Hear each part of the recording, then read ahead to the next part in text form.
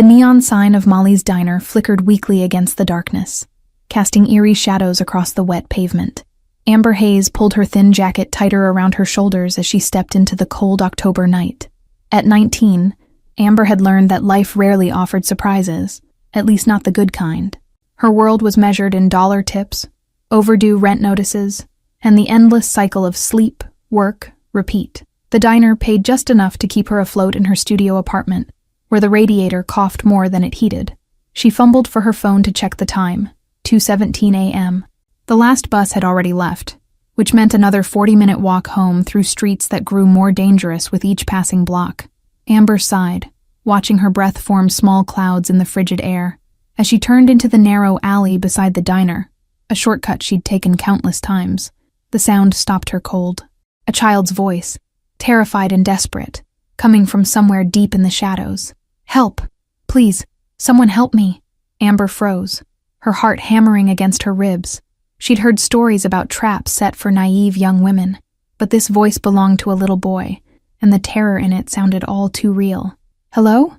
she called out, her voice barely audible even to herself. The crying stopped immediately, replaced by a hushed whimper. "Please," came the small voice. "I want my daddy. The bad men said they'd hurt me if he doesn't pay." Amber pulled out her phone, its screen casting a weak blue glow into the darkness. She should call 911. That would be the smart thing to do. But as she moved closer, her light fell upon something lying on the ground, a child's backpack, torn and muddied, with a business card half buried in the dirt beside it. Amber knelt down, her fingers trembling as she picked up the heavy cardstock. No business name, just a phone number embossed in gold and a name, Franklin Blackwood. As she flipped it over, her blood turned to ice. Written in elegant script were the words, "In case of emergency involving my son, Leo." "Is your name Leo?" she called out softly. The sobbing halted instantly. Yes, came the reply, stronger now. "My name is Leo Blackwood. I'm 7. The men said they were taking me to Daddy, but they lied and locked me up instead." Amber's hands shook as she dialed the number, her instincts screaming at her to run. But the terror in that little boy's voice, she couldn't just walk away. The phone rang once, twice, then a voice answered that sent shivers down her spine. "Who is this?" The 3 words weren't a question, but a demand. Amber swallowed hard, suddenly aware of how small her voice sounded. "I found something. Someone. Your son, Leo. He's locked somewhere near Molly's Diner on West River Street. I can hear him crying for help." The silence that followed stretched so long she wondered if the call had dropped. When the voice returned, it had changed. Colder, harder, dangerous. "Stay exactly where you are. Do not call anyone else. Do not move. I'm coming." The line went dead. "Leo?" Amber called out, moving deeper into the alley despite the warning to stay put. "Where exactly are you? Can you see anything that might help me find you?" Her voice echoed against the brick walls as she strained to hear the boy's response. "I'm in a warehouse," the small voice replied, stronger now with hope. "There's a blue door with numbers on it. I can see it through a crack in the wall." Amber's eyes scanned the row of buildings behind the diner, most abandoned, but at the far end stood a squat building with faded blue paint. The minutes crawled by like hours. Amber found herself checking her phone obsessively. 2:31, 2:32, 2:33. Each second felt like an eternity, as she spoke soft reassurances to the terrified child. "Your dad is coming, Leo. Just stay quiet now, okay?" At exactly 2:37 a.m., the sound of engines shattered the night silence. Amber's head snapped up as headlights flooded the mouth of the alley. Not one car, but several, moving fast through the empty streets. The sound grew louder, echoing off the buildings until bright lights blinded her. Car doors slammed in rapid succession. 1, 2, 3, 4. Footsteps approached, heavy and deliberate, and Amber realized with growing terror that she'd stepped into something far bigger and more dangerous than she could have ever imagined. The silhouettes of men appeared at the edge of the light, moving with the kind of coordination that spoke of training and purpose. At their center, a figure that seemed to command the very air around him stepped forward into the alley. Franklin Blackwood was nothing like Amber had pictured from his voice. She'd imagined someone older, harder, a stereotype from crime movies. Instead, the man who approached was in his early 30s, dressed in an impeccably tailored suit despite the hour. His dark hair was swept back from sharp features, and his eyes, cold, calculating eyes, scanned her with an intensity that made her want to disappear into the bricks behind her. "You called about my son," he stated, his voice the same commanding tone from the phone, but in person, it carried even more weight. She nodded, words failing her as she pointed toward the warehouse with the blue door. "He says he's in there. I can hear him through the walls." Blackwood turned to his men, issuing silent commands with subtle hand gestures. As they moved toward the warehouse, weapons appearing from beneath expensive jackets. "Stay here," Blackwood ordered her, but something in his tone had changed. There was an edge of desperation only a father could feel. The next few minutes passed in a blur of controlled chaos. The men surrounded the warehouse, communicating through earpieces with military precision. Blackwood stood beside Amber, his entire body coiled like a spring. "Why did you call me?" he asked suddenly, his eyes never leaving the warehouse. Most people in this neighborhood mind their business, especially at this hour. The question caught her off guard. "I heard a child crying for help," she replied simply. "What else was I supposed to do?" Something flickered across his face, surprise perhaps, or disbelief. Before he could respond, a series of sharp sounds echoed from the warehouse. Not gunshots, but the metallic crack of locks being broken. Moments later, a man emerged from the warehouse with a small figure clutched in his arms. "Leo!" Blackwood's voice broke as he rushed forward, taking his son into his arms. The boy was pale and frightened but appeared unharmed, clinging to his father with desperate strength. Amber watched the reunion, a strange tightness in her chest. The powerful man she'd just witnessed commanding an armed team had transformed completely as he held his son, whispering reassurances and checking him for injuries with gentle hands. "The place is empty," reported one of the men, his accent thick with Eastern European roots. "They left in a hurry. Must have had a tip-off." Blackwood nodded, his attention still focused on his son. "Who took you, Leo? Did you see their faces?" The boy shook his head, burying his face in his father's shoulder. "They wore masks, Daddy. But one had a star tattoo on his hand, like Uncle Julian's, but bigger." At this revelation, something dangerous flashed in Blackwood's eyes, a cold fury that made Amber instinctively step back. He turned to her, studying her with renewed intensity. "You've done something tonight that I won't forget, Miss Hayes." "Amber Hayes," she supplied, suddenly aware of how out of place she was. "I'm just a waitress at Molly's. I was heading home when I heard Leo." Blackwood's eyes narrowed slightly. Just a waitress who risked herself for a stranger's child. That's rare in this city. His gaze swept over her worn uniform, the patched jacket, the exhaustion written in the dark circles beneath her eyes. Rarer still in this neighborhood. Before Amber could respond, one of Blackwood's men approached, speaking in low, urgent tones. "Sir, we found this." He held out a small device, blinking with a red light. "It's still transmitting." Blackwood's expression darkened as he handed Leo to another man, instructing him to take the boy to the car. "Miss Hayes, it appears you've stumbled into something dangerous," Blackwood said, his voice dropping to ensure only she could hear. "This wasn't a random kidnapping. It was a message, for me, and now you're a witness." Amber felt the blood drain from her face.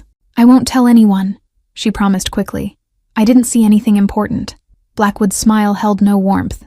"That's not how this works. The people who took my son don't leave loose ends." "I'm nobody," Amber insisted, panic rising in her throat. "A waitress living paycheck to paycheck. Who would even listen to me?" Blackwood studied her for a long moment, then made a decision. "You're coming with us. Now." The finality in his tone brooked no argument. As one of his men gently but firmly guided her toward the waiting cars, Amber realized her simple life had just been irrevocably altered. The night that had started with a routine walk home had thrust her into a world she'd only seen in movies. The Blackwood estate loomed like something from another century, a massive stone mansion set back from the road, protected by high walls and an ornate iron gate that swung open as their convoy approached. Amber stared through the tinted windows, wondering how such opulence could exist just 30 minutes from her cramped apartment. Inside, the wealth was even more apparent. Marble floors reflecting crystal chandeliers, artwork that belonged in museums, and rooms larger than her entire apartment. A housekeeper appeared, elderly but sharp-eyed, who whisked Leo away for a hot bath and clean clothes after a tearful goodbye to his father. "This way," Blackwood directed Amber, leading her to a study lined with leather-bound books. He gestured to a chair across from a massive desk, then poured 2 glasses of amber liquid from a crystal decanter. "You look like you could use this." Amber accepted the glass but didn't drink. "Why am I here, Mr. Blackwood?" The question hung between them as he settled into his chair, studying her with those penetrating eyes. "Because you saved my son's life, and because that act put your own at risk." He leaned forward, his voice low and serious. "The men who took Leo work for someone who wants to hurt me. Not through violence. That would be too direct. They want to break me by taking what I love most."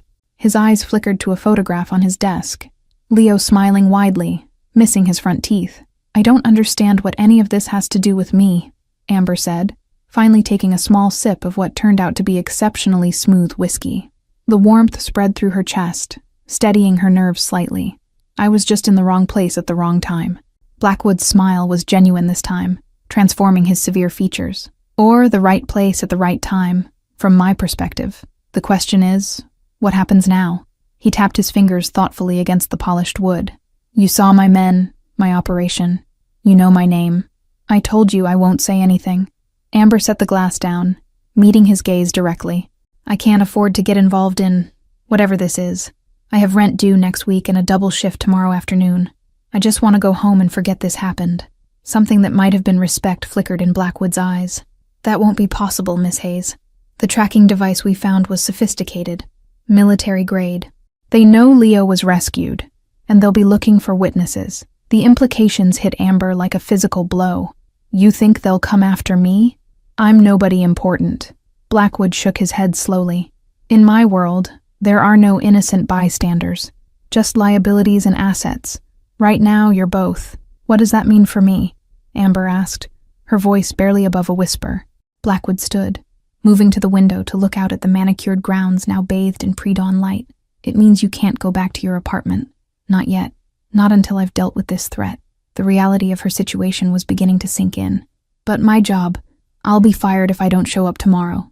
And my things, my clothes." Amber's voice trailed off as she realized how trivial these concerns must seem to a man like Blackwood. "I don't have anyone who can help me." Something in her words seemed to resonate with him. He turned, his expression softer than before. "No family? Friends?"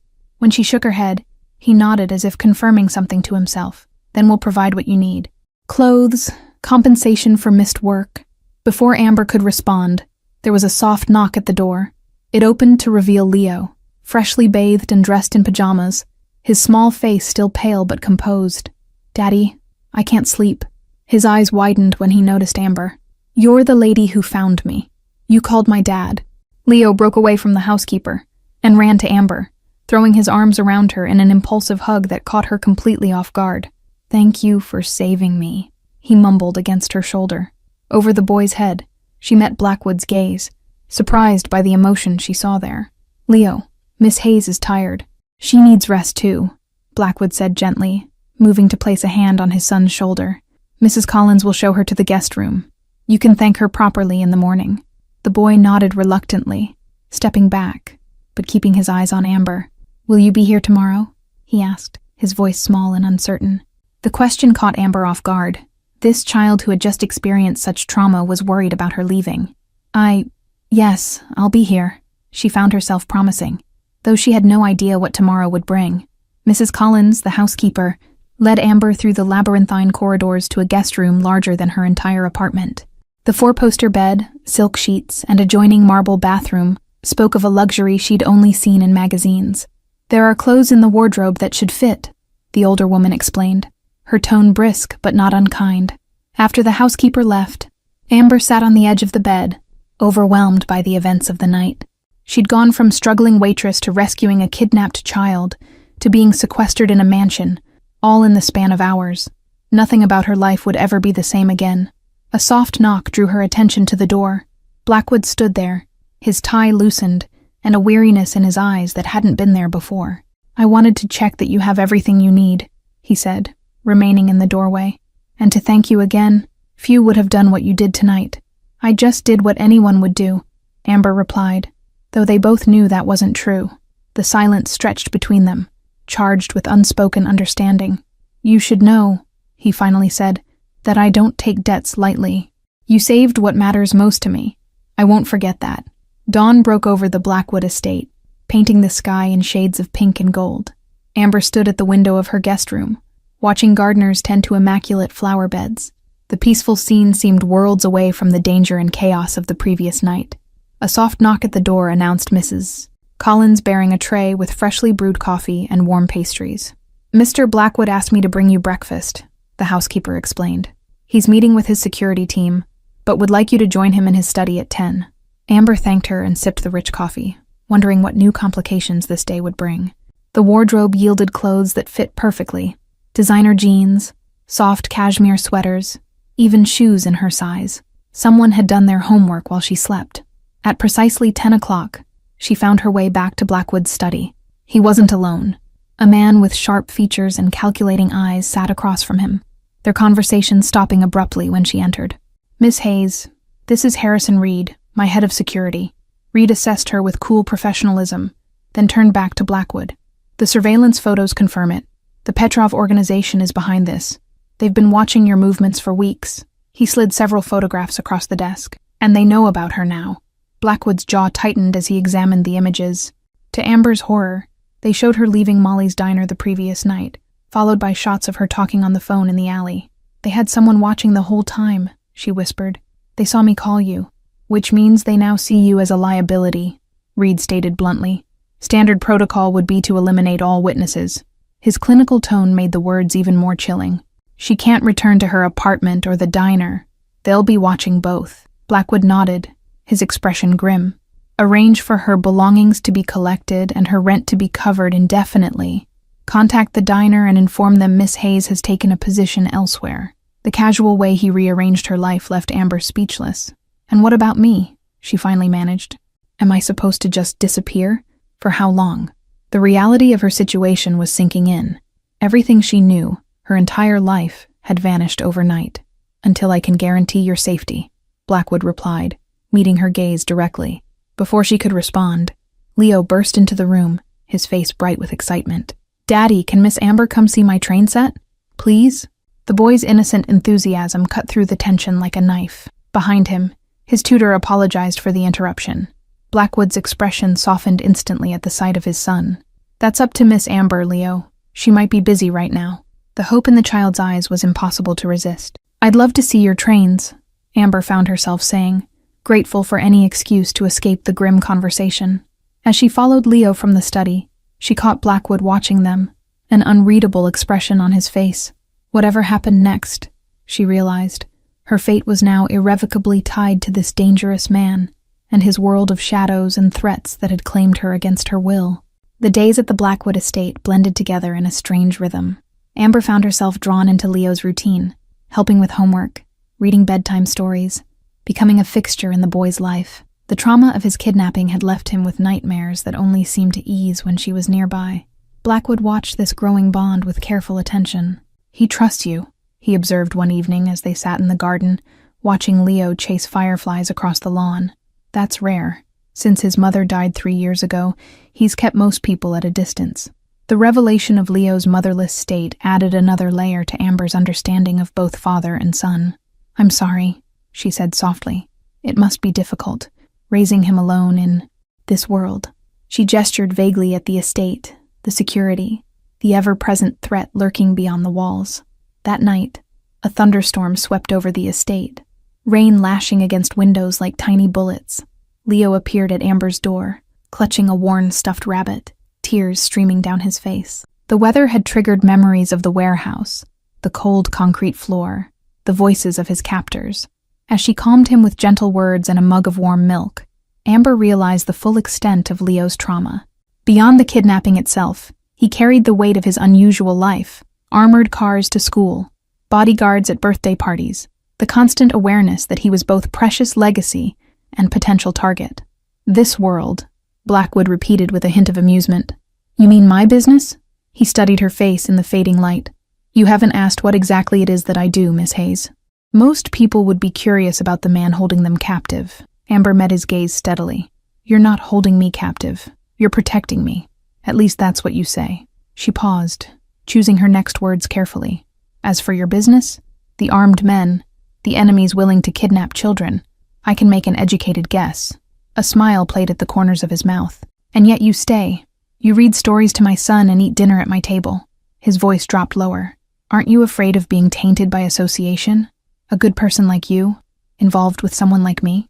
Before she could answer, Reed appeared, his expression tense. "Sir, we have a situation. There's been a breach at the west perimeter." Blackwood was on his feet instantly, signaling to the security team positioned discreetly around the garden. "Get Leo inside, now." Everything happened with practiced efficiency. Guards escorted Leo and Amber into the house while others moved to secure the grounds. Through the windows, Amber could see men with tactical gear and weapons deploying across the property. This wasn't the first time such a breach had occurred. Inside, Mrs. Collins ushered them to the panic room, a fortified chamber hidden behind the library shelves. "Stay with Leo," the housekeeper instructed firmly. "Mr. Blackwood will come when it's safe." The heavy door sealed with a pneumatic hiss, leaving them in a room with monitors showing feeds from security cameras around the estate. Leo's small hand slipped into Amber's, his grip tight, but his expression surprisingly calm. "It's okay," he told her. "Daddy always handles the bad men. He's the strongest person in the whole world."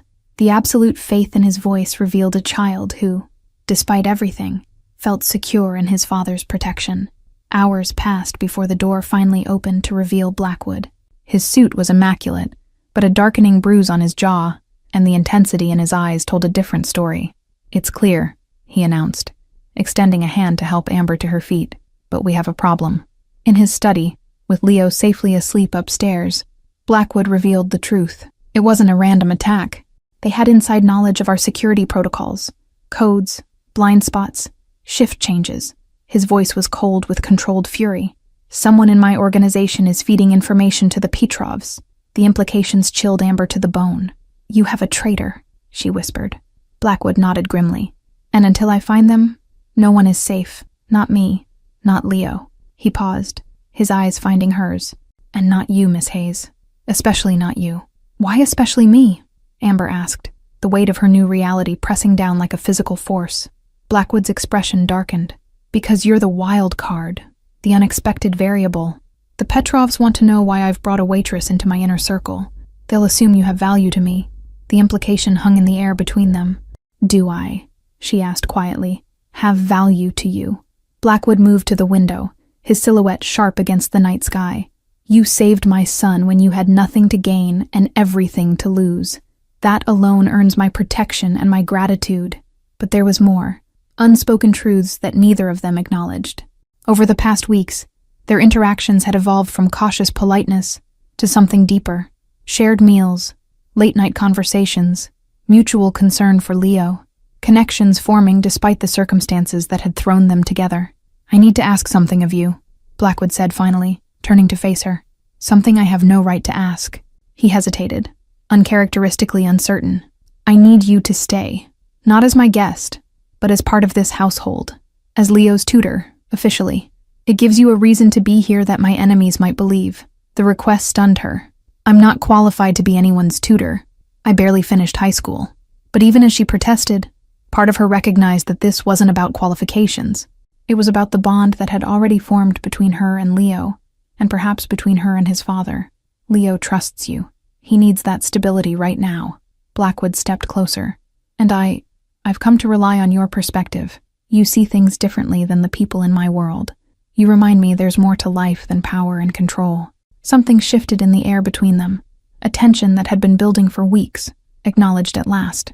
"If I stay," Amber said carefully, "I need to know the truth, all of it, what you're involved in, who's after you, what happened to Leo's mother. No more half-truths and vague explanations." Blackwood studied her face, weighing his response. Then, with a decisive nod, he poured 2 glasses of whiskey and began to speak. He told her of his family's empire, built over generations, legitimate businesses interwoven with darker enterprises. He spoke of the power struggle with the Petrov organization, of betrayals and alliances shifting like sand. And he told her of his wife, Anna, who had loved him, despite knowing exactly who he was, who had given him Leo, and dreamed of a different future for their son, who had been killed not by enemies, but by a drunk driver on a rainy night, a random tragedy that all his power and connections couldn't prevent or avenge. Outside, a security patrol passed by the window, their shadows stretching across the manicured lawn. Amber watched their methodical movements, struck by how quickly she'd adapted to this militarized existence, Just weeks ago, such protection would have terrified her. Now it represented safety in a world where danger lurked behind every misplaced trust. "Your enemies know I'm here now," she stated, not as a question but as acknowledgement of an uncomfortable truth. "They'll assume I'm important to you, which makes me both a liability and potential leverage." The words hung in the air, unvarnished and stark in their implication. By staying, she wasn't just accepting his protection, but potentially becoming another vulnerability in his carefully fortified life. "I want something different for Leo," he admitted, his voice rough with emotion rarely displayed. "I've been trying to legitimize the business, move away from the old ways. That's why the Petrovs are making their move now. They see it as weakness." Amber sat in silence, absorbing everything.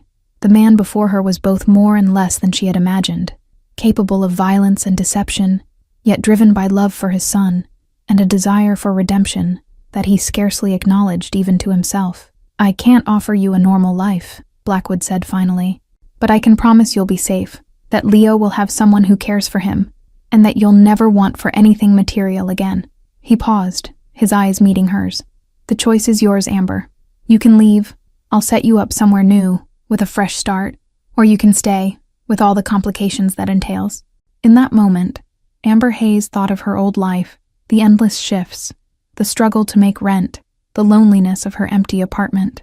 Then she thought of Leo's smile, of the purpose she'd found here, and of the man watching her now with rare vulnerability in his eyes. "I'll stay," she said simply, "not for the security or comfort, but because for the first time, I feel like I'm exactly where I'm supposed to be." As dawn broke over the Blackwood estate, illuminating the garden where a young boy would soon be playing, Amber made her choice, stepping willingly into a dangerous world that, against all odds, had begun to feel like home. Thank you all for following this story. If you enjoyed it, please write in the comments where you're watching from. And don't forget to like, subscribe, and share the video. Your support means everything and helps me continue creating these stories for you.